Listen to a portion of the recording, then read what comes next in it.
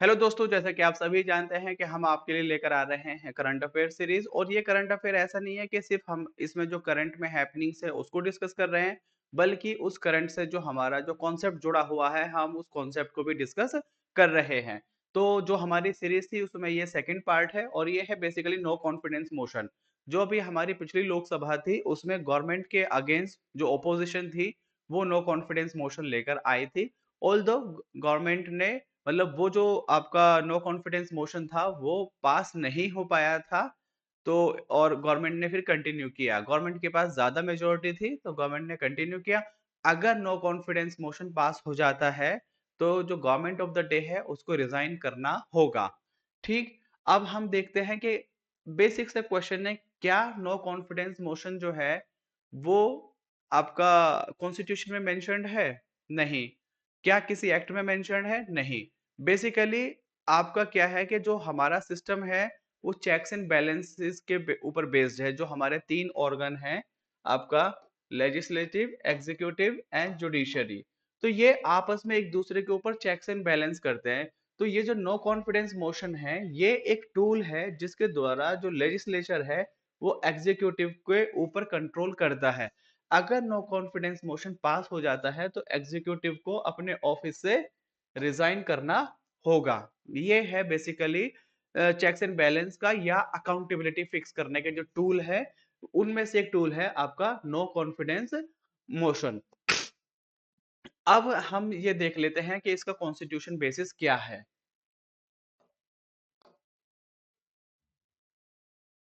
Basically अगर आप executive को देखें तो जो मिनिस्टर होता है, मिनिस्टर या एग्जीक्यूटिव अगर आप बोलें, एग्जीक्यूटिव मिनिस्टर,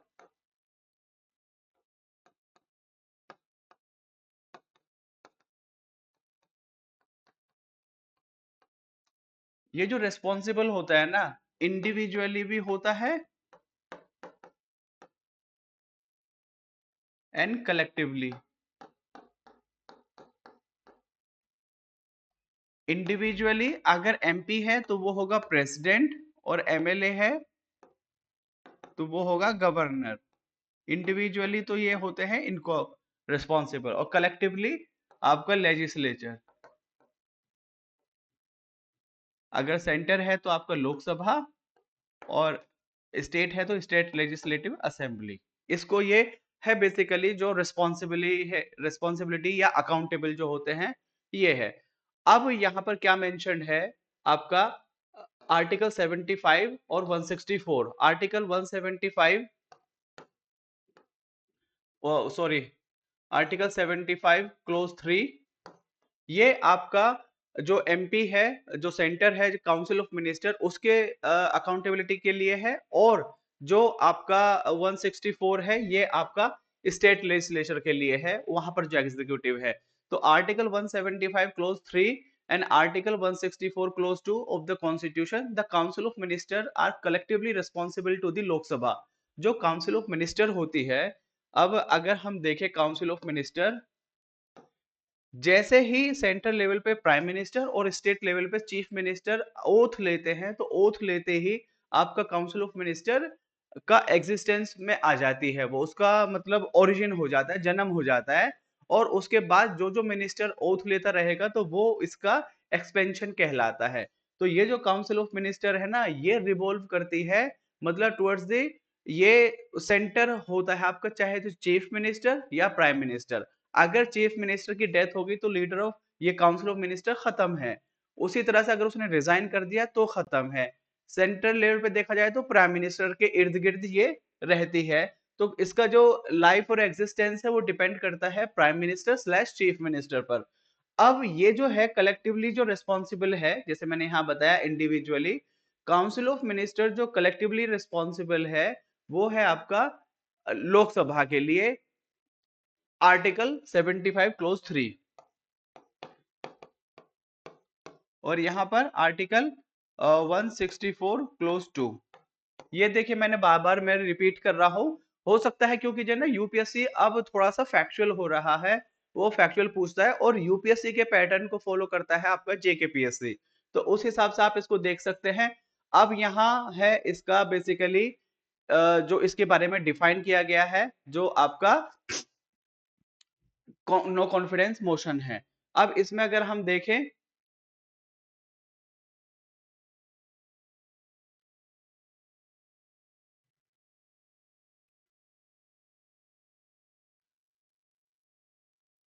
ये किसमें, ये कहीं भी कॉन्स्टिट्यूशन में मेंशन नहीं है। ये there is a procedure is specified under rule 198 of the Lok Sabha. The constitution does not mention either a confidence or a no confidence motion. तो आप इस बात के लिए बिल्कुल श्योर हैं कि कहीं भी कॉन्स्टिट्यूशन में आपका ना तो कॉन्फिडेंस मोशन और ना ही नो कॉन्फिडेंस मोशन मेंशन्ड है। और ये जो है आपका no confidence motion, it can be, इस ये भी क्वेश्चन पूछा जा सकता है कि इसको दोनों हाउस में लाया जा सकता है, किसी पर्टिकुलर हाउस में लाया जा सकता है। ये सिर्फ और सिर्फ लोकसभा में इंट्रोड्यूस किया जा सकता है, क्योंकि लोकसभा ही एग्जीक्यूटिव की जो अकाउंटेबिलिटी है उसको फिक्स करती है। तो ये सिर्फ और सिर्फ कहां पर हो सकता है, can be moved only in Lok Sabha. And if a no confidence motion is pass, the government must resign. तो अब आपका कॉन्फिडेंस मोशन अगर पास हो जाता है तो गवर्नमेंट को रिजाइन करना होगा। क्या कॉन्फिडेंस मोशन का रीजन बताना पड़ता है? रीजन इसमें मेंशन करने की जरूरत नहीं होती है, और इसको सिर्फ और सिर्फ लोकसभा में और ये कॉन्स्टिट्यूशन में कहीं भी मेंशन्ड नहीं है।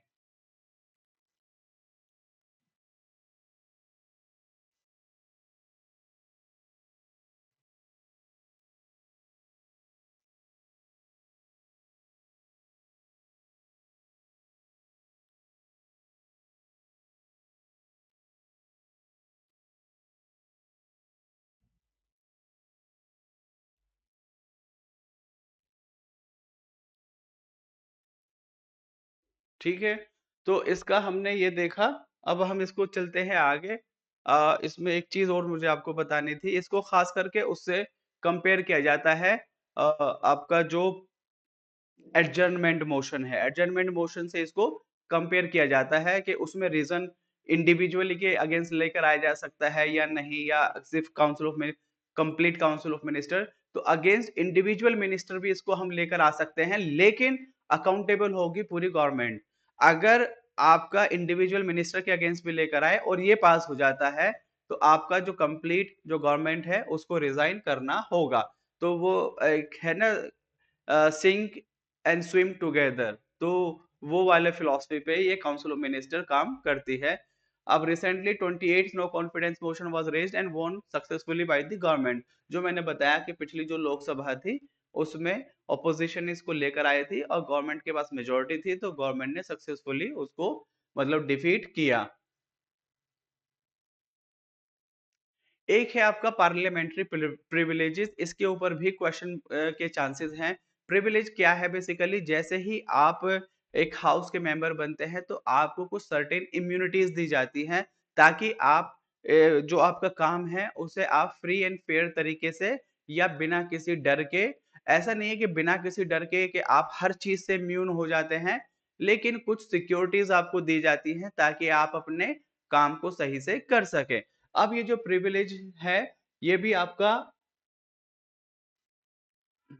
अब प्रिविलेज के बारे में भी सीधा सा वही क्वेश्चन है कि क्या ये कॉन्स्टिट्यूशन में मेंशन्ड है? तो आर्टिकल 105 एंड आर्टिकल 194, 105 इसमें आपके एमपीज के लिए और इसमें आपका एमएलएज के लिए ये मेंशन्ड है। और जो प्रिविलेज है ना, वो प्रिविलेज बेसिकली दो टाइप की होती है, एक इंडिविजुअल प्रिविलेज होता है, एक कलेक्टिव प्रिविलेजेस होता है।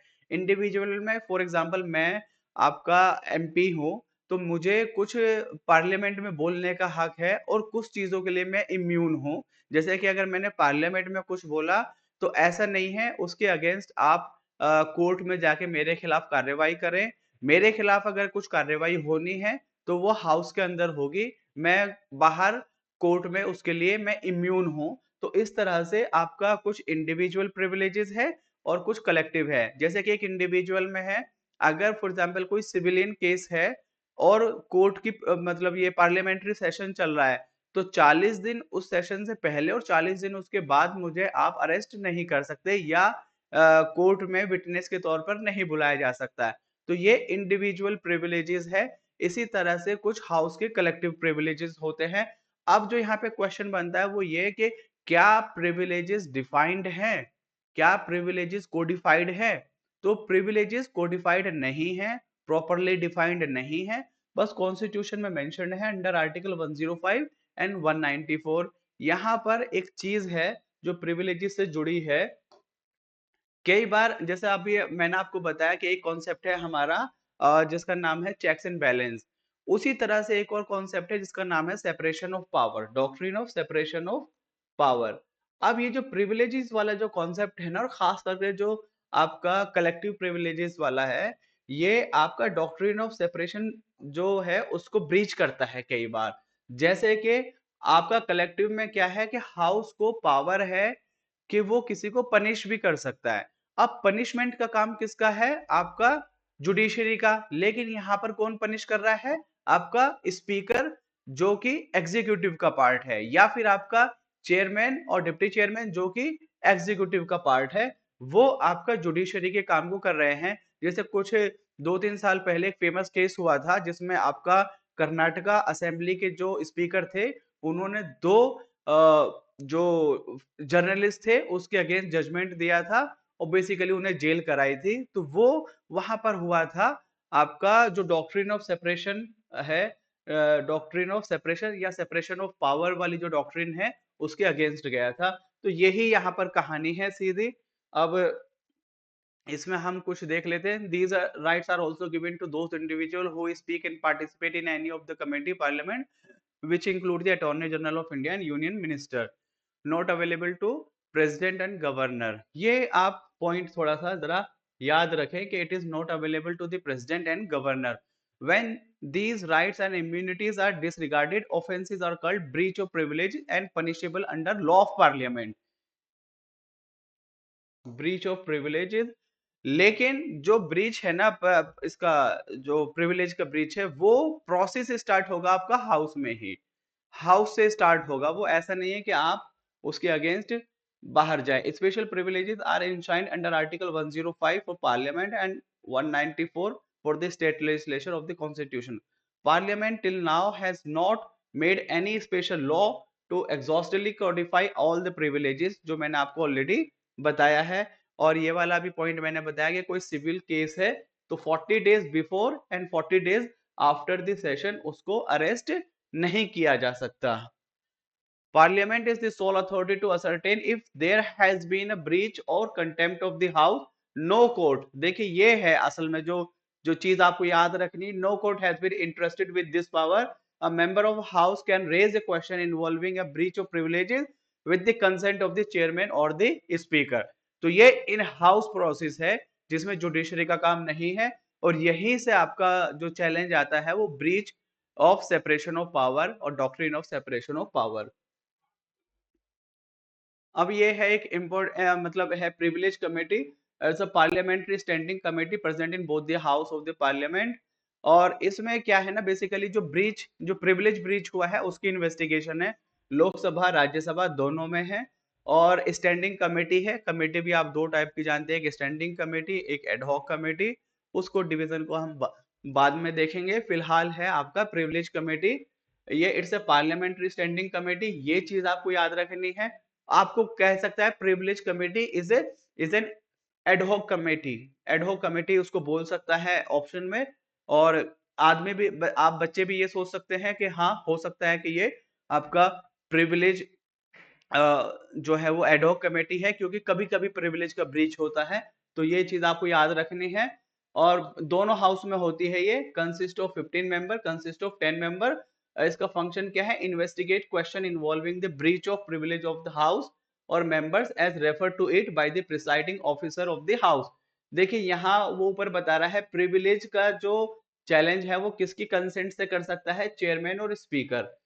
अब जब उसने कंसेंट दे दिया तो फिर ये केस जाएगा आपके किसके पास? प्रिविलेज कमेटी के पास। प्रिविलेज कमेटी देखेगी कि हाँ क्या क्या ब्रीच हुआ है प्रिविलेजेस का, या क्या क्या उसने गलत किया है, या कैसे उसने उसको गलत इस्तेमाल किया है, और वो फिर उसके खिलाफ एक्शन लिया जाएगा। जैसे कि अभी बहुत इंपॉर्टेंट केस हुआ था महुआ मोइत्रा वाला, उस पे ब्रीच था कि उसने जो पार्लियामेंट्री जो सिक्योर सिक्रेसी है उसको ब्रीच किया था, और फिर उसको अल्टीमेटली हाउस से टर्मिनेट भी किया गया।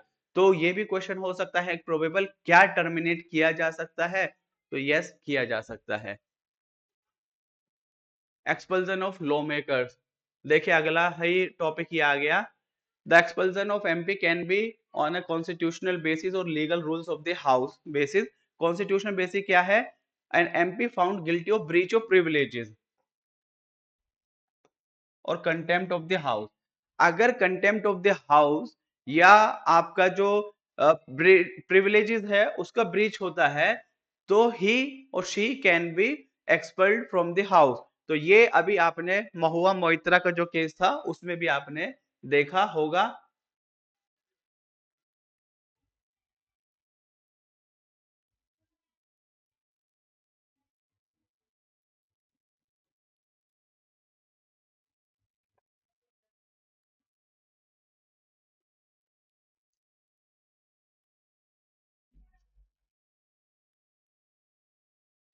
Legal basis for suspension and expulsion to ensure smooth proceedings and maintain order. Basically ये वही कहानी है कि भाई देखिए कोई भी ऑर्डर है वो किस लिए होता है, कोई भी जो रूल है या प्रोसीजर है वो किस लिए होता है, क्योंकि जिस सिस्टम का भी वो रूल है उसके वहां पर वो प्रॉपर जो या स्मूथ फंक्शनिंग को करा सके, तो उसको इंश्योर करने के लिए रूल्स एंड रेगुलेशंस होता है। अब देखिए जैसे फॉर एग्जांपल कोई इंडिविजुअल एमपी है और वो जो सिक्रेसी है पार्लियामेंट की हाउस की उसको वो ब्रीच कर रहा है और उसके बाद भी उसको वहां रहने दिया जाए, तो वो तो सिस्टम के साथ खेलना हो गया ना उसका। तो एक एक इंस्टीट्यूशन की इंटीग्रिटी को बचाने के लिए, एक इंस्टीट्यूशन की स्मूथ फंक्शनिंग को बचाने के लिए रूल्स एंड रेगुलेशंस होते हैं, तो उसके अगेंस्ट उसको एक्सपेल्ड किया जा सकता है, जो कि अभी कुछ टाइम पहले किया भी गया था। Ethics committee of the Lok Sabha, इसमें है आपका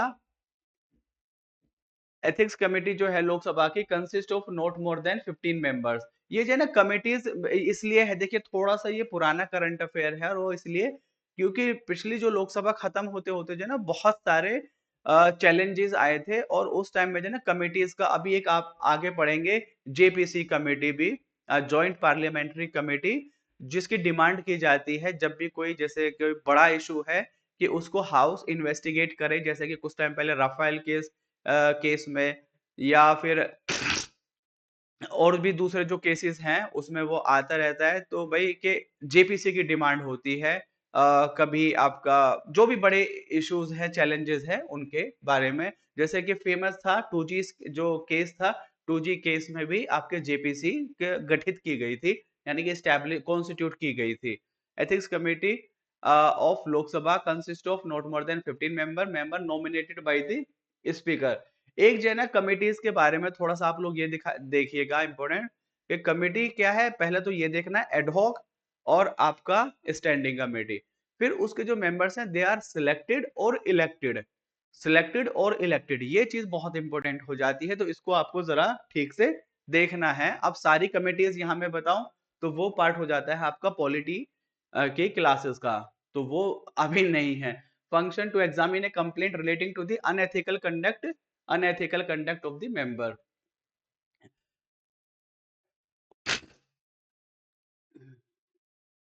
ये बस फैक्चुअल है कि फर्स्ट जो एथिक्स कमेटी थी वो लोकसभा में सेटअप की गई 2000 में और राज्यसभा में 1997 में, तो पहले राज्यसभा में थी फिर लोकसभा में आई। अब ये इतना ज्यादा नहीं जो इससे ऊपर वाला था, ये वाला जो पॉइंट है ये आपका इंपॉर्टेंट है, anti defection law. Anti defection basically है क्या, आपका जैसे जो एमपी हैं, कुछ एमपी आपका लेजिस्लेचर और कुछ आपका एग्जीक्यूटिव, जो एग्जीक्यूटिव है they are also part of the legislature. अब कोई भी जो एमपी या एमएलए है, हम इसको लेजिस्लेचर ही ले, अभी एग्जीक्यूटिव को हटा दें, हम इसको लेते हैं अभी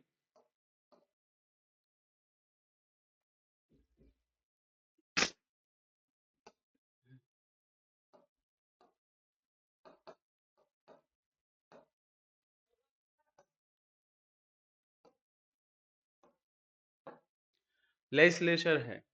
अब क्या है कि कोई लेजिस्लेचर इंडिपेंडेंट भी जीत सकता है, कोई किसी पार्टी से जीत सकता है।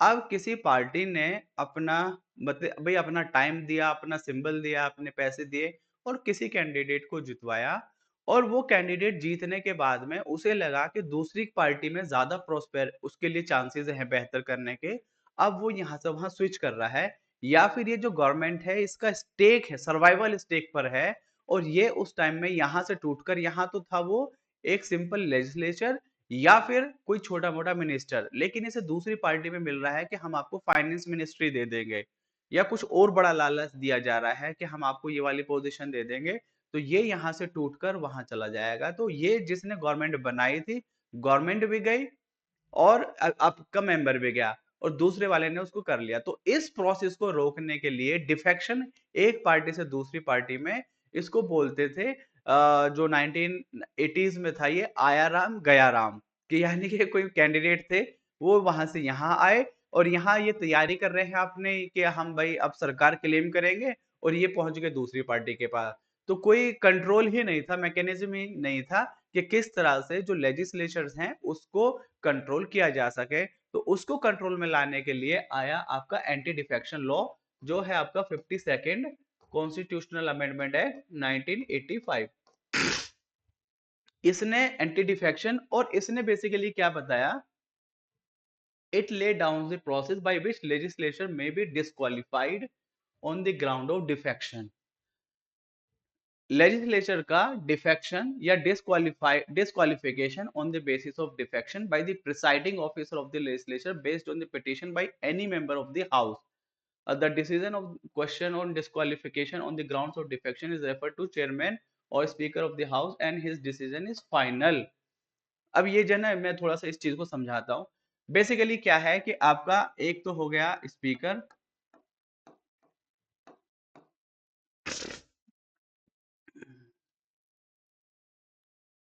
और फिर दूसरा हो गया आपका चेयरमैन प्रिसाइडिंग ऑफिसर। चेयरमैन हो गया राज्यसभा के लिए, ये हो गया आपका लोकसभा के लिए। अब किसी भी मेंबर के खिलाफ कोई कंप्लेंट है कि भाई उसने यहाँ इस पार्टी को छोड़ा या उसके कहना नहीं माना या मतलब उसने मतलब डिसओबे किया पार्टी के, अब उसके खिलाफ कंप्लेंट होगी और वो केस जाएगा किसके पास, या तो स्पीकर या चेयरमैन के पास। अब जो प्रिसाइडिंग ऑफिसर है उसके पास वो केस जाएगा और ये डिसाइड करेगा। ये पहले था फाइनल, मतलब इसका जुडिशियल रिव्यू नहीं था, लेकिन 1992 में एक केस हुआ जिसका नाम है किहोतो होलोहन वर्सेस जशीलो। इसमें ये कहा कि जुडिशियल रिव्यू होगा, लेकिन अभी क्या है कि जो भी एमपी और एमएलए के खिलाफ जो भी केस है, अब एमएलए के खिलाफ होगा तो obviously speaker at the assembly level, अब उनकी कंप्लेंट जाएंगी यहां और इनका डिसीजन रहेगा final subject to judicial review. तो ये प्रोसीजर है अभी जो फिलहाल है। अब इसमें बताया गया है कुछ डिफेक्शंस के ग्राउंड बताए गए हैं कि डिफेक्शन होता कब कब है, जो आपके लिए इंपॉर्टेंट है। एक तो इंपॉर्टेंट ये है कि इसमें एक आपको कंफ्यूज कर सकता है, the final decision is taken by the president और द गवर्नर। अगर आपका डिस्क्वालिफिकेशन हो रहा है किसी और कंडीशन पर, जो आर्टिकल आपका 102 के अंदर मेंशन है या 191 के अंदर मेंशन है, उसमें जो फाइनल अथॉरिटी है वो है आपका प्रेसिडेंट स्लैश गवर्नर। लेकिन अगर आपका एंटी डिफेक्शन हो रहा है, उसके बेस पर डिस्क्वालिफिकेशन है, तो यहां जो अथॉरिटी है वो है आपका स्पीकर और आपका चेयरमैन, मतलब प्रिसाइडिंग ऑफिसर, और वो इलेक्शन कमीशन ऑफ इंडिया को रेफर करते हैं कि भाई इसको डिस्क्वालीफाई कर दीजिए, तो वहां प्रेसिडेंट का नहीं है। अब ग्राउंड्स क्या है डिस्क्वालिफिकेशन के, ये है इसमें जो थोड़ा इंपॉर्टेंट है, जो हमें देखना चाहिए।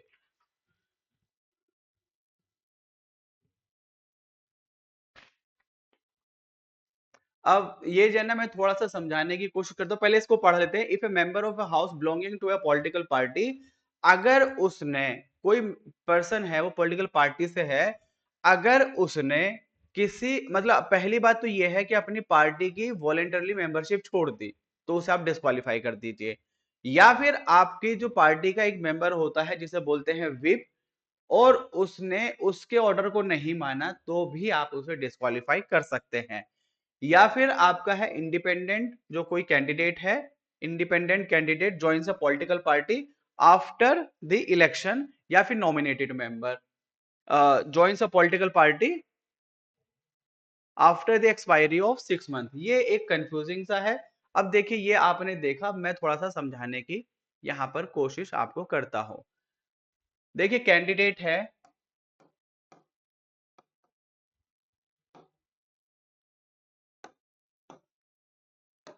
कैंडिडेट जो है आपका वो चाहे तो आपका हो सकता है अ, वो किसी पॉलिटिकल पार्टी को बिलोंग कर सकता है, पॉलिटिकल पार्टी का मेंबर हो सकता है, वो आपका इंडिपेंडेंट हो सकता है, वो आपका नॉमिनेटेड भी हो सकता है।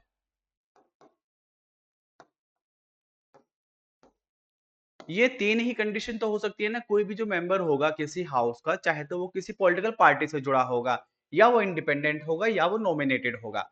अगर पॉलिटिकल पार्टी का मेंबर है और उसने वॉलेंटरली अपनी मेंबरशिप को रिजाइन, अपनी पार्टी से, अपनी पोजीशन से रिजाइन कर दिया, तो आप उसे, या उसने अपनी जो मेंबरशिप है उसको छोड़ दिया, तो आप उसे डिस्क्वालीफाई कर सकते हैं। या फिर एक मेंबर होता है जिसे बोलते हैं व्हिप, और उसने व्हिप का कहना नहीं माना, बिना, एक व्हिप में भी एक एक्सेप्शन है कि अगर आप 15 दिन पहले बता देते हैं तो आपको छोड़ा जा सकता है। लेकिन अगर एक स्टेटमेंट आए कि व्हिप के कहने पर अगर किसी ने काम नहीं किया इन एनी कंडीशन, तो उसको डिस्क्वालीफाई किया जा सकता है। इन एनी कंडीशन नहीं है, अगर उसने 15 दिन पहले का टाइम ले लिया, 15 दिन पहले उसने अपना मैसेज कन्वे कर दिया है, तो वो डिस्क्वालीफाई नहीं होगा। तो ये व्हिप वाला हो गया और आपका वॉलेंटरली हो गया। इंडिपेंडेंट जो है, वो इंडिपेंडेंट इलेक्शन जीता, लेकिन जीतने के बाद उसने अगर कोई पॉलिटिकल पार्टी ज्वाइन कर ली, पॉलिटिकल पार्टी ज्वाइन कर ली, तो वो क्या हो जाएगा, वो भी डिस्क्वालीफाई हो जाएगा। नॉमिनेटेड मेंबर है, अगर उसने किसी पॉलिटिकल पार्टी को ज्वाइन किया नॉमिनेट होने के 6 महीने बाद, आफ्टर 6 मंथ, तो वो डिस्क्वालीफाई हो जाएगा आफ्टर 6 मंथ। अगर प्री कर रहा है तो प्री में दिक्कत नहीं है। ये देखिए मैं यहां आपको लाइन बताता हूं, after the expiry of 6 month, अगर एक्सपायरी 6 मंथ के बाद है तो फिर वो उसको टर्मिनेट, मतलब डिस्क्वालीफाई किया जा सकता है। ये है बेसिकली डिस्क्वालिफिकेशन की कंडीशन। मैंने आपको इसका प्रोसीजर भी बता दिया कि कौन इसमें फाइनल अथॉरिटी है, जुडिशियल रिव्यू हो सकता है या नहीं हो सकता है। इसमें कुछ एक्सेप्शंस है। एक्सेप्शंस क्या है डिस्क्वालिफिकेशन में, मैंने आपको पहले एक तो बता दिया। विप वाले केस में अगर 15 दिन पहले वो बोल देता है कि भाई मैं आपके इस डिक्टेट को या इस बात को मैं नहीं मानूंगा, मेरी कोई मजबूरी जो भी वजह रहे वो, लेकिन वो क्लियर कर दे। एक क्या है कि ओरिजिनल पार्टी है और उसका स्प्लिट हो जाए, और स्प्लिट ऐसे हो कि जो 2/3 मेंबर हैं, 2/3 जो मेंबर हैं वो ज्वाइन कर ले नई पार्टी को। The member is not disqualified if they join new merge party. अब उसमें क्या है जो कंडीशन है, at least at least 2/3 members of the original party in the legislature must agree to the merger. ये कंडीशन है, अगर ये फुलफिल नहीं है, आपको 1/3 ने ज्वाइन किया, तो ये डिस्क्वालीफाई किए जा सकते हैं। ये डिस्क्वालीफाई, ये लेकिन ये नहीं, यहां माना जाएगा कि मेजोरिटी जो पार्टी है उसकी मर्जी है, वो नहीं चाहते इसके साथ एग्जिस्ट करना, वो अपनी नई पार्टी बना ले रहे हैं, तो वो पॉसिबल है। जैसे कि अभी महाराष्ट्र वाले केस में भी हुआ था, शिवसेना उद्धव एंड शिवसेना आपका शिंदे ग्रुप है इन दोनों में, या फिर एनसीपी वाला केस भी जो हुआ था, तो 2/3 का। और इफ ए पर्सन, या फिर यहाँ पर एक क्या कंडीशन है, अगर मान लीजिए कोई पर्सन है वो स्पीकर बन गया है और वो चाहता है कि मैं बिल्कुल न्यूट्रल तरीके से काम करूं, मैं नहीं चाहता कि मैं किसी की तरफ भी बायस्ड हूं, तो वो क्या करे, वो अपनी पॉलिटिकल पार्टीज की मेंबरशिप से रिजाइन कर दे। बट वो डिफेक्शन के केस में नहीं आएगा, वो उसकी इम्पार्शियलिटी के ध्यान में रखते हुए उसको बल्कि वो अप्रिशिएट किया जाएगा। ऐसा इंग्लैंड में ऐसा प्रोसीजर होता है और इंडिया में ऐसा होने की उम्मीद की जाती है। लेकिन जो स्पीकर है वो आपका नॉन पार्टीशन नहीं, बिल्कुल पार्टीशन लाइन पर जनरली देखा जाता है। तो ये हमारा हो गया एंटी डिफेक्शन से। पार्लियामेंट्री सेक्रेटेरिएट, ये भाई देखिए कोई भी कोई भी ऑफिस है उसमें जो हेल्प करने के लिए, असिस्ट करने के लिए जो मेंबर होते हैं उसका बेसिकली सेक्रेटेरिएट होता है। और ये सब यहाँ पे कहानी है, इतना ज्यादा जरूरी है नहीं। आर्टिकल 142, देखिए सुप्रीम कोर्ट का आर्टिकल 142, इसमें बेसिकली एक टर्म है जो है कंप्लीट जस्टिस इंश्योर करने के लिए supreme court can pass any decree which is having a force of law, तो provides basically to do complete justice in any matter pending before it। while powers under article 142 are sweeping in nature, supreme court had defined its scope and extent through various judgment. ऐसा नहीं है कि देखिए भाई उसके पास unlimited power है तो वो हर बार ही इसको यूज करे। जैसा कि अभी कुछ टाइम पहले जो बहुत फेमस केस था अयोध्या जजमेंट केस, उसमें भी 142 को यूज किया गया था। लेकिन साथ ही साथ जब आप अगर मेंस के हिसाब से देखेंगे तो 142 का क्रिटिसिज्म भी होता है, और जिसमें कहा जाता है कि जुडिशरी जो है ना, एक तो चीज है जुडिशियल एक्टिविज्म और एक है जुडिशियल लेजिस्ले ओवररीच या जुडिशियल लेजिस्लेशन। तो जुडिशरी इस आर्टिकल के तहत जो है ना लेजिस्लेशन के डोमेन में जा रहा है, ब्रीच कर रहा है, तो इसलिए उसका क्रिटिसिज्म भी होता है। और कहा जाता है कि भाई देखिए आपकी एक मर्यादा है, एक लाइन है, उस लाइन को आप क्रॉस नहीं कीजिए, उस लाइन के भीतर ही आप अपना काम कीजिए। अगर आप दूसरी तरफ बार बार जा रहे हैं, आप ओवर रीच कर रहे हैं, आप एक्टिविज्म से बढ़कर ओवर रीच कर रहे हैं, इवन जुडिशियल लेजिस्लेशन कर रहे हैं, तो आप ये ठीक नहीं है। जो बेसिक जो आपकी डॉक्ट्रिन है, doctrine of separation of power, उसको ये ब्रीच करता है। तो ये इसका क्रिटिसिज्म है। अब है आर्टिकल 299। ये एक ऐसा नहीं है कि आपको सभी आर्टिकल याद रखने हैं, लेकिन ये थोड़ा सा न्यूज में रहा था इसलिए है।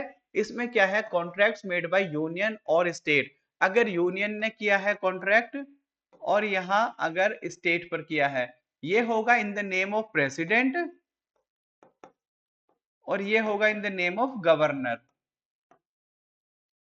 तो ये चीज है बस यहाँ पर, और कुछ नहीं। अब हम इसके आगे चलते हैं, जो हमें थोड़ा जो ना जो इंपॉर्टेंट चीजें हैं, यहाँ ये वाली चीज बहुत इंपॉर्टेंट है, जुडिशियल अपॉइंटमेंट। एक तो देखिए आप जुडिशियल अपॉइंटमेंट का प्रोसीजर जानते हैं, उसको अगर हम बहुत एनालाइज करें तो मेंस के हिसाब से है कि भाई फर्स्ट जजेस केस, सेकंड जजेस केस, थर्ड जजेस केस और लेटेस्ट है फोर्थ जजेस केस, जिसमें बेसिकली इस पूरे प्रोसेस को इवॉल्व किया गया है कि किस तरह से जजेस का अपॉइंटमेंट होगा। जजेस कॉलेजियम सिस्टम किस तरह से ओरिजिन में आया, what are the criticism of the collegium system, मतलब उसको किस तरह से बेहतर किया जा सकता है। तो ये है मेन से रिलेटेड चीजें। फिलहाल हम जो है आपका करंट अफेयर, वो भी प्रीलिम्स के पॉइंट ऑफ व्यू से देख रहे हैं, तो अभी हम बहुत ज्यादा एनालिसिस में नहीं जाते हैं। तो यहाँ जो एक चीज है ना बहुत जो इंपॉर्टेंट है, वो मुझे देखिए ये चीज मैं आपको बताता हूँ। नंबर ऑफ जजेस जो है, अगर वो सुप्रीम कोर्ट में कितने जजेस होंगे that will be decided by the parliament, लेकिन अगर हाई कोर्ट में है तो that will be decided by the president. ये बहुत फैक्चुअल चीज है जो आपको याद होनी चाहिए। नंबर ऑफ जजेस अभी कितने हैं, 34 जजेस हैं शायद सुप्रीम कोर्ट में, 34 प्लस वन या 33 प्लस वन। तो ये नंबर किस तरह से डिसाइड हुआ है, ये नंबर जो है ना पार्लियामेंट ने सब्सिक्वेंटली लॉ लेकर आती है। पहले 7 स्टार्टिंग में देखा जाए तो टोटल 8 थे, 1 प्लस 7, और वहां से यहां तक की जर्नी है। तो ये किस तरह से बढ़े हैं, इसको कौन करता है, आपका पार्लियामेंट। लेकिन अगर हाई कोर्ट में नंबर ऑफ जजेस को बढ़ाना है तो उसको बढ़ाएगा आपका प्रेसिडेंट। अब प्रेसिडेंट भी क्या है, प्रेसिडेंट भी किसके कहने पे काम करता है, काउंसिल ऑफ मिनिस्टर के कहने पर। काउंसिल ऑफ मिनिस्टर तो बेसिकली ये गवर्नमेंट का ही है, लेकिन जो कॉन्स्टिट्यूशन के हिसाब से वो है decided by the president. Chief justice को अपॉइंट कौन करेगा, प्रेसिडेंट। यहां भी कौन करेगा, प्रेसिडेंट।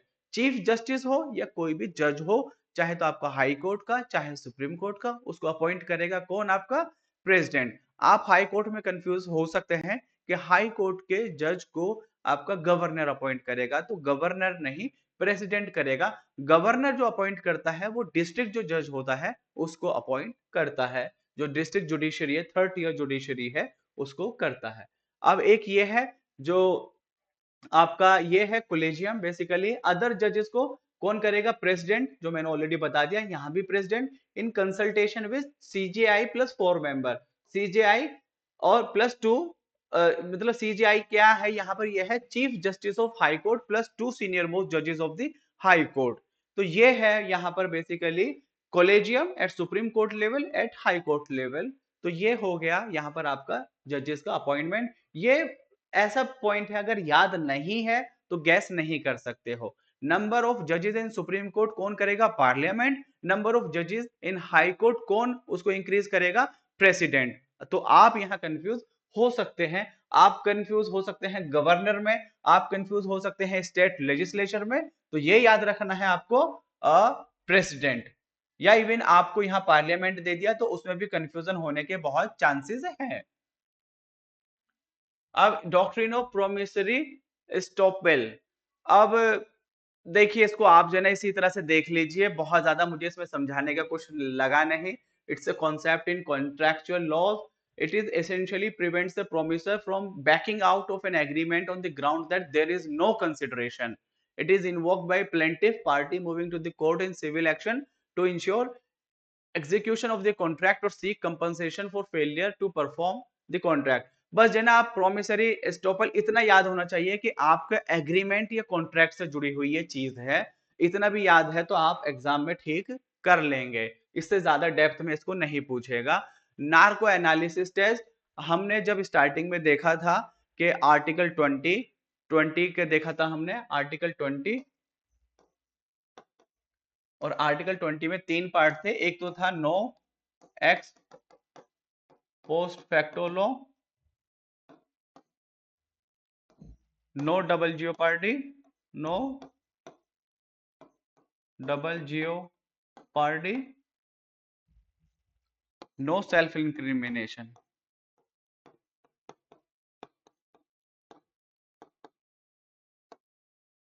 ये चीजें थी। अब ये जो है आर्टिकल 20 क्लोज 3, तो इसमें बेसिकली है कि अपने खिलाफ गवाही नहीं दे सकते। वो उसको सुप्रीम कोर्ट ने भी माना है। और आपका ये बेसिकली क्या है, जो नार्को एनालिसिस टेस्ट है, अगर वो आपका होता है नार्को एनालिसिस टेस्ट, तो क्या वो कोर्ट ऑफ जो लॉ है उसमें वो एविडेंस के तौर पे एक्सेप्टेबल है? नहीं है। बेसिकली जो नार्को एनालिसिस में आपसे जो इंफॉर्मेशन ली गई है, उस सर्कमस्टांसिस के तौर पे यूज की जा सकती है। और उस सर्कमस्टांसिस से आप असल एविडेंस को सर्च करेंगे, ढूंढेंगे, और वो जो एविडेंस आप लेकर आएंगे उनको आप कोर्ट ऑफ लॉ में पेश करेंगे। अगर मान लीजिए जैसे मुझे मेरी ब्रेन मैपिंग हो रही है, नार्को एनालिसिस है, तो उसमें अगर मैंने कोई इंफॉर्मेशन दी, मैंने जैसे फॉर एग्जांपल ये कह दिया कि हाँ मैंने किसी का मर्डर किया है, तो वो मेरा मर्डर नहीं माना जाएगा। मेरे से कुछ ऐसी इंफॉर्मेशन ली जाएगी जिससे एविडेंस तक पहुंचा जा सके। तो ये एक इंपॉर्टेंट केस है, Selvi and others versus state of Kerala. इसमें सुप्रीम कोर्ट ने कहा था, rules that narco analysis, brain mapping and polygraph test can not be conducted on any person without his or her consent. ये तो है उसकी कंसेंट चाहिए ही चाहिए। और अगर वो कंसेंट दे भी दे, तो report is not admissible as a primary evidence in the court. However, any information or material that is subsequently discovered with the help of voluntarily administered test result can be admitted in accordance with the section 27 of Evidence Act 1872। अब ये भी बदल चुका है, तो ये भी आप देख लेंगे। तो पहला क्या है, उसकी मर्जी के बिना टेस्ट होगा नहीं, और अगर हो गया तो उस इंफॉर्मेशन के बेस पे उसे सजा नहीं हो सकती। उससे जो एविडेंस असल में इकट्ठा किए जाएंगे उसके बेस पर सजा होगी। ठीक, तो अब हम आगे चलते हैं। अगला जो हमारा टॉपिक है वो है चीफ इलेक्शन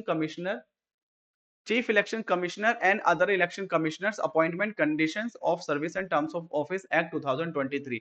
बेसिकली जो कई सारे ये है क्यों, आपका जो पार्लियामेंट जो कॉन्स्टिट्यूशन ने कहा था कि पार्लियामेंट एक लॉ लेकर आएगी जिसके तहत अपॉइंटमेंट किया जाएगा चीफ इलेक्शन कमिश्नर का। पहले ये सिंगल मेंबर बॉडी थी, अब ये मल्टी मेंबर बॉडी है, अब ये 3 मेंबर हैं।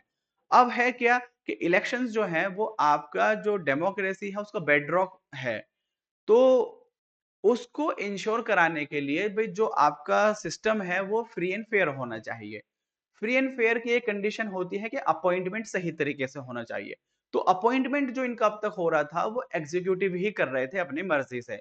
इसके खिलाफ बहुत टाइम से आवाज उठ रही थी, लेकिन आवाज सुनी कहाँ गई, आवाज नहीं सुनी गई। सुप्रीम कोर्ट ने एक केस था, Anoop Barnwal versus union of India case. उसमें सुप्रीम कोर्ट ने कहा कि जो चीफ इलेक्शन कमिश्नर है या इलेक्शन कमिश्नर, इनको किया जाएगा appoint on the basis of a recommendation of a collegium consisting of PM plus leader of opposition plus आपका CJI। और साथ ही साथ ये कहा ये टेम्पररी मैकेनिज्म है, जब तक के पार्लियामेंट जो सरकार है वो कानून ना ले आए। सरकार कानून लेकर आई ये वाला एक्ट, और इसमें अब कौन कौन है, PM plus leader of opposition in Lok Sabha plus cabinet minister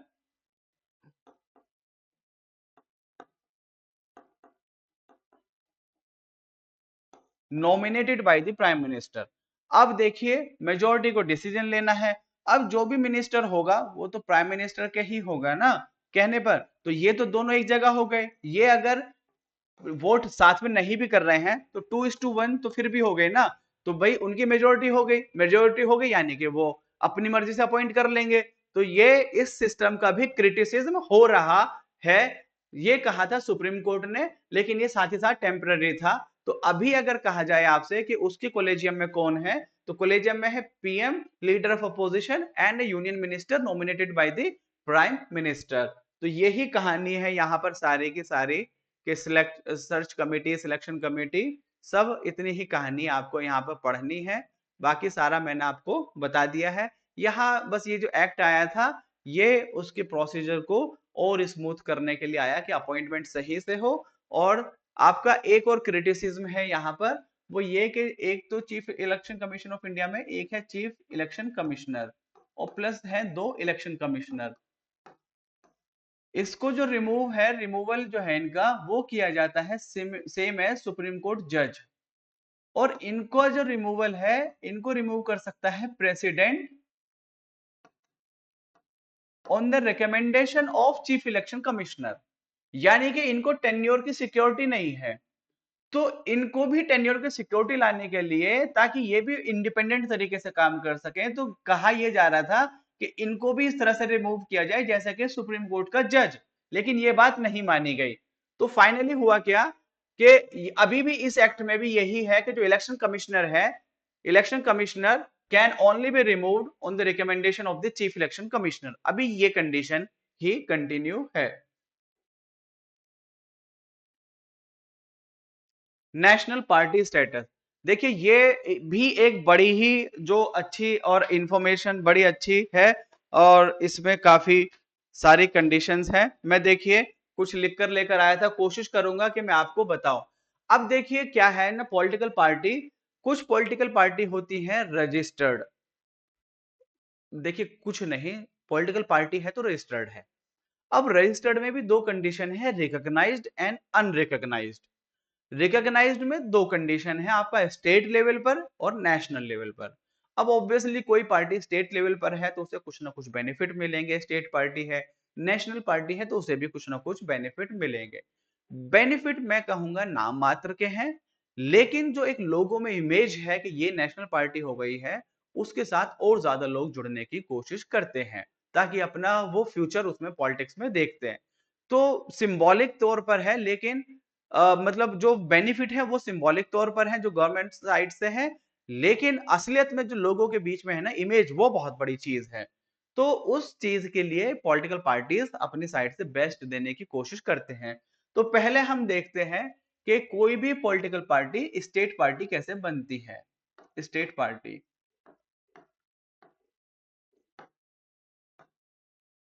कोई भी पॉलिटिकल पार्टी स्टेट पार्टी कैसे बनती है, हम उसकी कुछ कंडीशन है वो देखते हैं। अगर किसी पॉलिटिकल पार्टी ने 8% ऑफ वोट्स, उसने 8% ऑफ वैलिड वोट्स,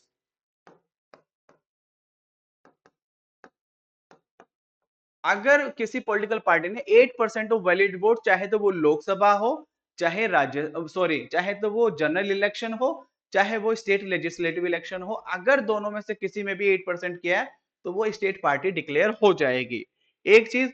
दूसरा क्या है, दूसरी कंडीशन, इसमें सीट की कंडीशन नहीं है। अगर 8% है, अगर 6% है वोट मिले हैं उसको, चाहे तो आपका जनरल इलेक्शन में चाहे आपका स्टेट लेजिस्लेटिव असेंबली में, और साथ ही साथ प्लस इसमें 2 सीट आपकी एमएलए की आ जाए अगर स्टेट लेजिस्लेटिव है, और 1 सीट आपकी एमपी की आ जाए अगर जनरल इलेक्शन है, तो भी वो स्टेट पार्टी डिक्लेयर हो जाएगी।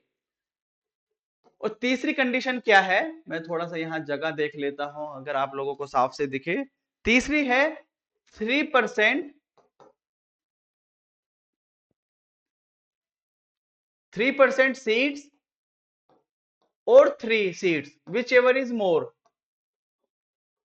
3% सीट्स या 3 seats whichever is more in a local, मतलब in a state legislative assembly election. अगर ये कंडीशन भी हो जाती है तो वो आपका स्टेट पार्टी डिक्लेयर हो जाएगी। और एक कंडीशन क्या है कि अगर कोई स्टेट में जनरल इलेक्शन है और उसमें इस रेशियो में जीतती है कि 1:25 का रेशियो आता है, तो भी वो स्टेट पार्टी 1:25 का रेशियो आता है जनरल इलेक्शन में, तो भी वो क्या हो जाएगी, स्टेट लेजिस्लेचर यानी कि स्टेट पार्टी हो जाएगी। अब मैं कंडीशन बताता हूं। सबसे पहले क्या है, एक सीट जनरल इलेक्शन में यानी कि आपका लोकसभा इलेक्शन में वो जीत जाए इस रेशियो में 1:25, ये आपकी एक कंडीशन हो गई। दूसरी क्या कंडीशन है, 3% ऑफ सीट या 3 सीट विच एवर इज मोर, उसको वो जीत जाए, तो ये भी आपकी एक कंडीशन है। दूसरी कंडीशन क्या है, 6% वोट मिले, साथ ही साथ अगर स्टेट लेजिस्लेटिव इलेक्शन है तो 2 एमएलए जीते, और अगर आपका जनरल इलेक्शन है तो एक एमपी जीत जाए, 6% प्लस 1 एमपी या 6% प्लस 2 एमएलए, तो वो स्टेट पार्टी डिक्लेयर हो जाएगी। 8% वोट मिल जाए इररेस्पेक्टिव ऑफ एनी सीट, तो वो स्टेट पार्टी डिक्लेयर हो जाएगी। ये है आपका स्टेट पार्टी का। अब इसी तरह से हम देख लेते हैं नेशनल पार्टी के लिए। नेशनल पार्टी,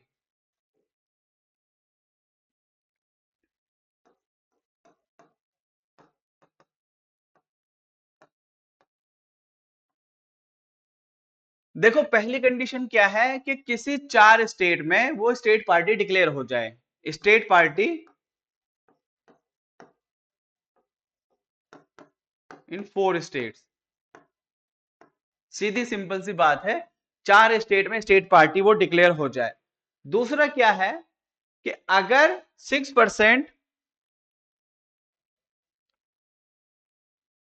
6% वैलिड वोट्स मिले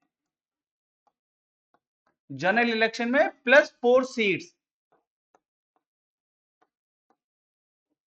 फ्रॉम फ्रॉम 4 स्टेट्स।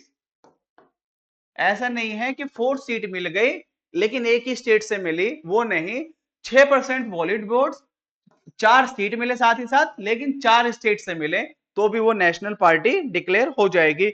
या फिर ऐसा है कि अगर 2% सीट्स मिल जाए, 2% सीट्स या 11 seats whichever is more, 11 seats but from 3 states.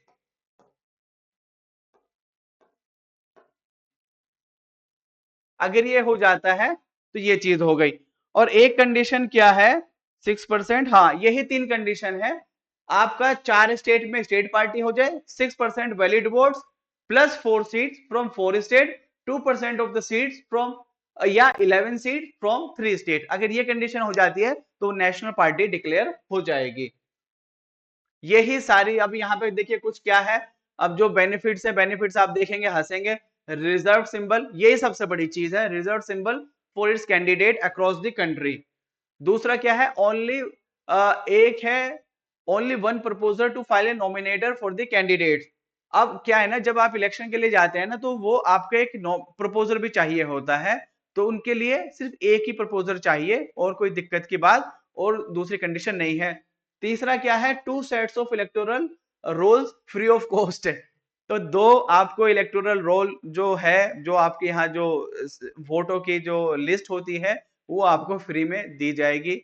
और जो एक है दूरदर्शन पर टाइम दिया जाएगा, और एक उसके आगे है आपका 40 star campaigner, 40 star campaigner while registered unrecognised party can nominate maximum 20।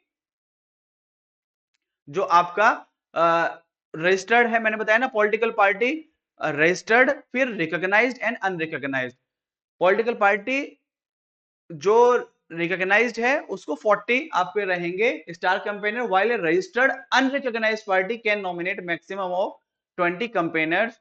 अब स्टार कैंपेनर के बारे में एक चीज मैं आपको बताऊंगा। स्टार कैंपेनर में क्या है कि अगर फॉर एग्जांपल जो भी उनका खर्च है ना, कोई रैली की उन्होंने, किसी स्टेज पे कुछ बोला, कुछ रोड शो हुआ, हेलीकॉप्टर शो हुआ, वो आपका इलेक्शन एक्सपेंसेस में कवर नहीं होगा, इलेक्शन एक्सपेंसेस में कैंडिडेट के में कवर नहीं होगा। लेकिन मान लीजिए कोई स्टार कैंपेनर आया और स्टेज पर जो कैंडिडेट है वो भी साथ में खड़ा हो गया, कैंडिडेट भी साथ में अगर खड़ा हो गया, तो इसमें जितना भी खर्चा हुआ है वो उसके इलेक्शन एक्सपेंसेस में काउंट किया जाएगा। और मान लीजिए अगर उसने उस इलेक्शन एक्सपेंसेस को डिक्लेयर नहीं किया रिप्रेजेंटेशन ऑफ पीपल एक्ट के तहत, तो उसको टर्मिनेट किया जा सकता है। तो ये है अब यहाँ पर देखिए electoral list of star campaigner must be communicated to chief electoral officer in election within a week of इतना रिकॉग्नाइज्ड पार्टी। ये सब यहाँ पे कहानी है। पोल एक्सपेंडिचर जो मैं बता रहा था, as per section 77(1) RPA 1951, there travel by air और any means of travel transport for propagating program of a political party shall not be counted as expenditure by the candidate। लेकिन अगर वो साथ में खड़ा हो गया तो ये काउंट किया जाएगा।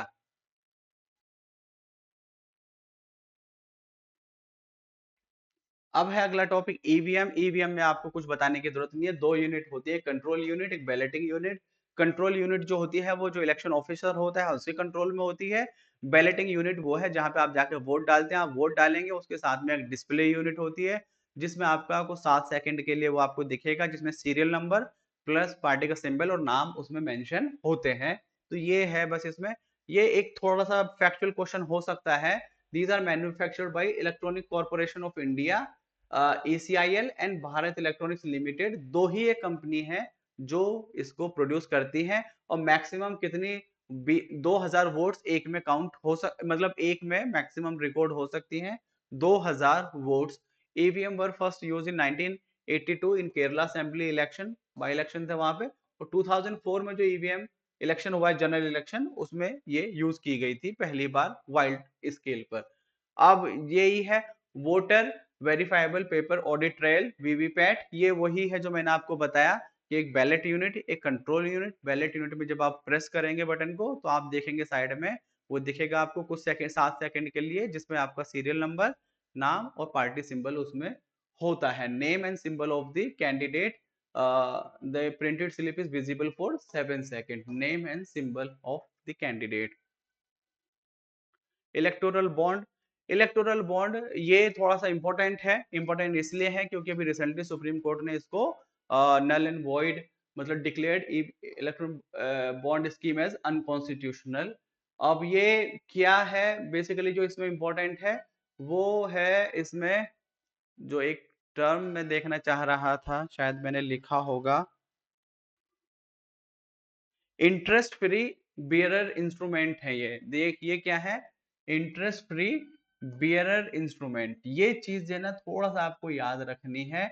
ये है इंटरेस्ट फ्री बियरर इंस्ट्रूमेंट है और ये can be purchased by issued only by SBI और can be purchased only by citizen और बॉडी इनकॉर्पोरेटेड इन इंडिया। इस अमाउंट में खरीदे जा सकते थे, इतना होता था। और कंडीशन क्या है,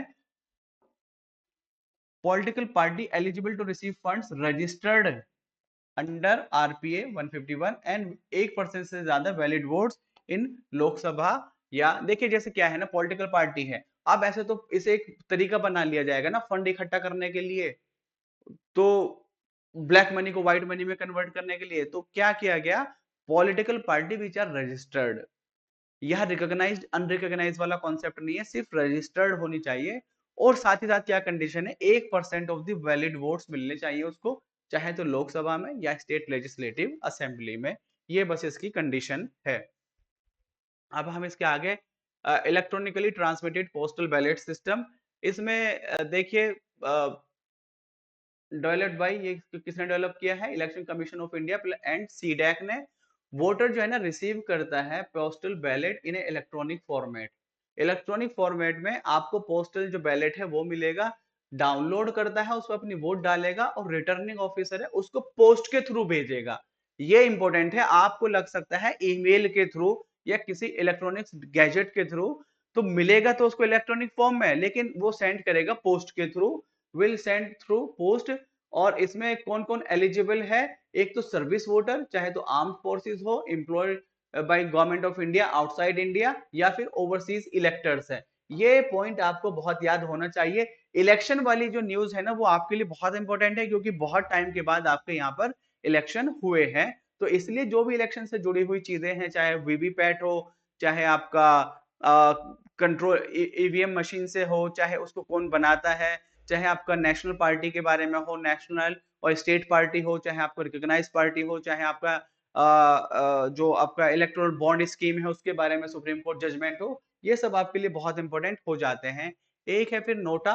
नोटा क्या है, बेसिकली एक तरीका है आपको डिसेंट अपना करने का कि आपको जो कैंडिडेट है उसमें से कोई भी पसंद नहीं है। लेकिन ऐसा बिल्कुल भी नहीं है कि नोटा में अगर ज्यादा वोट आ जाती है तो कैंडिडेट का इलेक्शन खत्म हो जाएगा, ऐसा बिल्कुल भी नहीं है। मान लीजिए अगर नोटा को 5 लाख वोट आए और उससे जो बाद में कैंडिडेट है उसको 1 लाख आए और उसके बाद वालों को और कम कम आए, चाहे 1 लाख भी हटा दीजिए, चाहे 50,000 आए, तो 50,000 वाला इलेक्शन को जीता हुआ डिक्लेयर किया जाएगा। ये जो है नन ऑफ द अबव जो नोटा है, ये सिर्फ आपको डिसेंट करने का बताने का एक तरीका है, अदरवाइज कुछ भी नहीं है। तो नोटा है not a right to reject, ये जो है ना कोई राइट टू रिजेक्ट नहीं है, बस अपना गुस्सा दिखाने का है। Votes are not counted while deciding a winner, no fresh election if NOTA secure maximum votes. ये भी आपके लिए बड़ा इंपॉर्टेंट है। Candidates with highest votes wins. Section ये प्रिजनर, अब एक चीज है ये आप देख सकते हैं, जो भाई जो प्रिजनर है वो वोट नहीं डाल सकता, लेकिन जो वो इलेक्शन लड़ सकता है। लेकिन एक चीज मैं आपको बताऊं, जो प्रिजनर है लेकिन वो प्रिवेंटिव डिटेंशन के अंदर उसको अरेस्ट किया हुआ है, प्रिवेंटिव डिटेंशन के, तो वो वोट डाल सकता है थ्रू बैलेट सिस्टम, जो प्रिवेंटिव डिटेंशन के तहत है।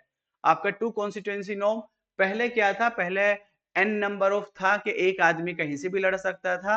अब क्या है, वो सिर्फ 2 जगह से लड़ सकता है, और वो भी उसको 14 दिन के अंदर अंदर ये बताना है कि उसे कौन सी सीट रखनी है। एक जगह 10 दिन की कंडीशन है, एक जगह 14 दिन की कंडीशन है। जैसे कि आपका एमएलए और एमपी, या फिर 2 लोकसभा एमपी, या फिर वो ऑलरेडी राज्यसभा का है और लोकसभा में भी इलेक्शन जीत गया, या लोकसभा का है और राज्यसभा का जीत गया।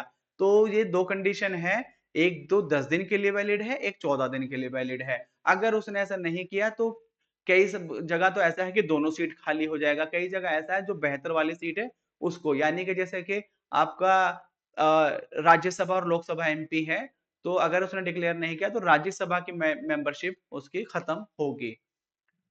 तो custodian of enemy property India, ये एक्ट है, ये बेसिकली एक्ट के तहत क्वासी जुडिशियल अथॉरिटी है, अंडर एनिमी प्रॉपर्टी एक्ट के तहत, under ministry of home affair. जो एनिमी प्रॉपर्टी है जिनको किसके अंदर डिक्लेयर किया गया है, डिफेंस ऑफ इंडिया एक्ट 1962 के तहत जिनको एनिमी डिक्लेयर किया गया है, उस प्रॉपर्टी का रख रखाव कौन करता है, custodian of enemy property for India. ये क्वासी जुडिशियल अथॉरिटी है, किसके अंडर है, होम मिनिस्ट्री के अंदर, और ये आपका एक स्टैट्यूटरी बॉडी है। फंक्शन क्या है, to manage and preserve the enemy properties. अब उसके आगे है मॉडल प्रिजन एक्ट।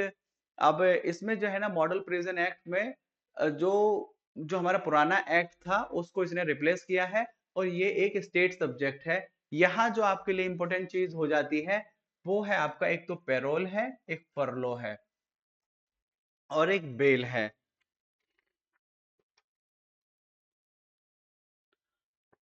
देखो पैरोल जो है ना, parole is a system of conditional release of a prisoner with suspension of the sentence for a specific period. यहाँ जो है ना ये टर्म बड़ा इंपॉर्टेंट है, suspension of the sentence, suspension of the sentence, conditional release of a prisoner with suspension release of sentence for a specific period. और जो फरलो है, ये फरलो बेसिकली उस किसी में दी जाती है जब लॉन्ग टर्म इम्प्रिजनमेंट है, और period of furlough granted as a prisoner is treated as a remission, यानी कि रिडक्शन ऑफ हिज सेंटेंस, उसे रिमिशन के तौर पे देखा जाता है फरलो को। और जो बेल है, बेल है, ये है means procurement of release from procurement of release from prison of a person awaiting trial और अपील। अभी उसका ट्रायल बाकी है, तो या उसके जो केस में आगे, तो उसको बाहर निकाल लिया जाता है बेल पर, तब तक कि उसकी सुनवाई स्टार्ट ना हो। तो ये पेरोल और फरलो, इसमें आपको स्टेटमेंट पूछ सकता है, दोनों की डेफिनेशन एक के ऊपर एक के नीचे, उसको मिक्स कर सकता है, कंफ्यूज कर सकता है, तो ये आपके लिए बड़ा इंपॉर्टेंट हो जाता है।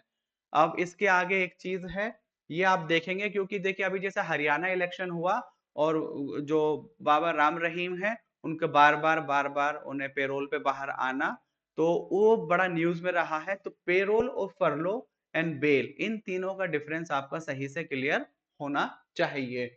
अब इसके अलावा है एक चीज सीबीआई। सीबीआई जो है वो एक नॉन स्टैट्यूटरी बॉडी है, नॉन स्टैट्यूटरी बॉडी है, इंपॉर्टेंट है, ये किस मिनिस्ट्री के अंडर है। बहुत हद तक चांस है कि आप ऐसा कह सकते हो कि ये आपका किसके अंडर है,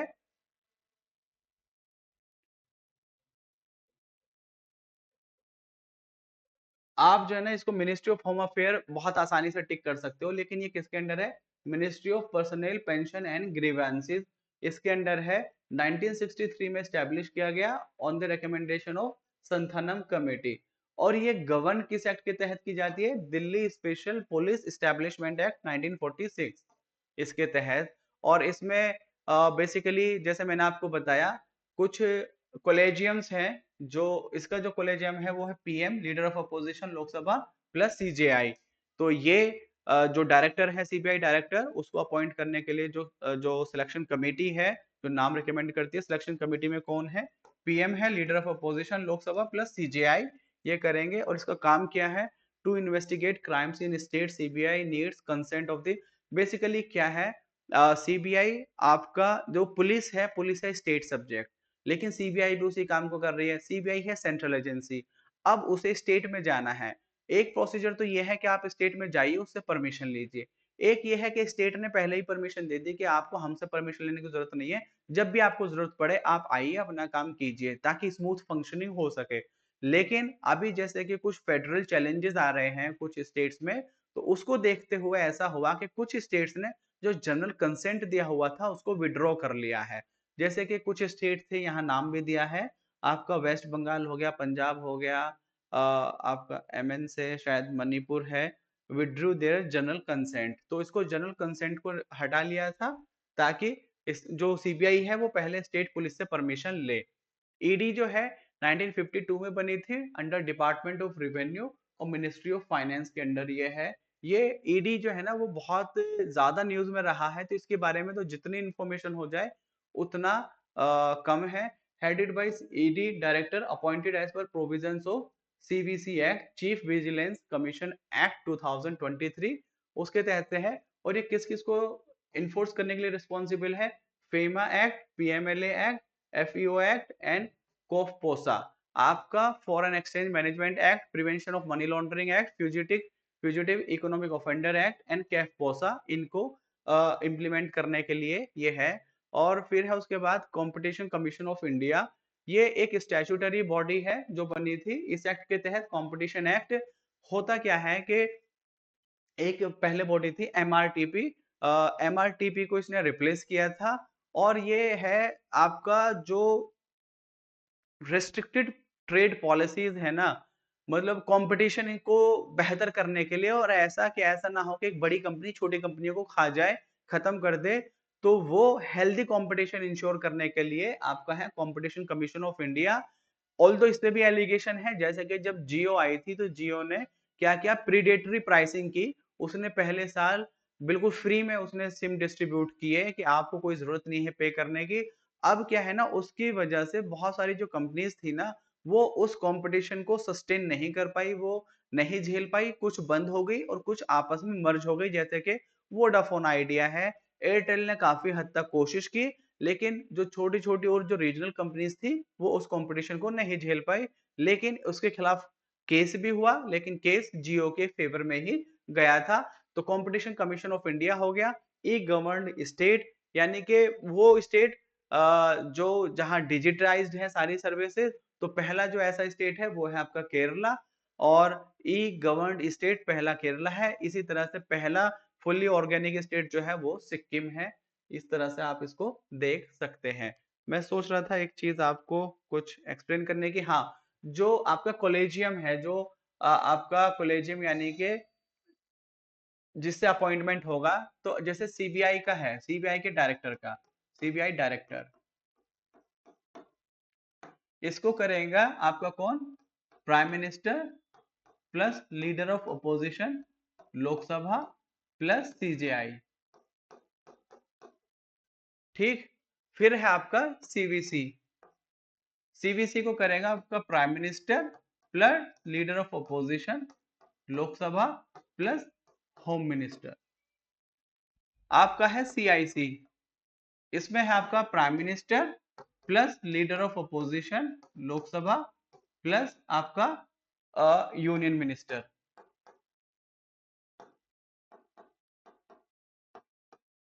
चीफ इलेक्शन कमिश्नर जो है वर्सेस ईसीज, इसको करेगा आपका prime minister plus leader of opposition Lok Sabha plus union minister. अब आप लोग जो है ना मुझे बताएंगे किसके बारे में, एक तो एनएचआरसी और दूसरा लोकपाल। ये आप लोग मुझे कमेंट सेक्शन में बताएंगे कि एनएचआरसी को जो अपॉइंट करते हैं, चेयरमैन को अपॉइंट करते हैं, उसकी सिलेक्शन कमेटी, और जो लोकपाल को करते हैं उसकी सिलेक्शन कमेटी, उसके बारे में आप मुझे बताएंगे। Thank you. पॉलिटी में आपका इतना ही था, बाकी जो कुछ और अपडेट्स आए हैं तो उन अपडेट्स को मैं एक क्लास में सारे सारे सेक्शंस को मिला के एक साथ में करा दूंगा। Thank you. देखिएगा जरूर, और जो भी आपको कमी लगे उस कमी को बताइएगा, और कुछ सही लगे तो उसको वो उसको बताने की इतनी जरूरत नहीं है, बाकी लेकिन कमी हो तो उसको ज़रूर बताइएगा। Thank you, have a good day, bye, take care.